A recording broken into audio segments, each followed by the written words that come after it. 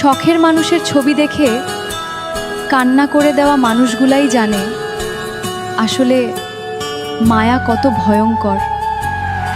যদি তুমি কারো মায়ায় এখন পর্যন্ত আকৃষ্ট হয়ে না থাকো, তাহলে আমি বলবো কারো মায়ায় জড়িও না। কারণ বিচ্ছেদের আগে যদি বিচ্ছেদের যন্ত্রণাটা তুমি জানতে, তাহলে সারা জীবন একাই থাকতে চাইতে। কষ্ট ভুলতে তোমার কাছে এসেছিলাম, আর সেই তুমি কষ্টই দিয়ে দিলে। শূন্যস্থান কখনো শূন্য থাকে না, কিন্তু সেই পূর্ণতায় যদি শূন্যতায় খুঁজে পাওয়া যায়, দরকার নেই সেই পূর্ণতার। একা ছিলাম, একাই ভালো ছিলাম। কেন যে তোমার মায়ায় পড়তে গেলাম আর নিজেকে নিজের কাছেই তিলে তিলে শেষ করে দিলাম।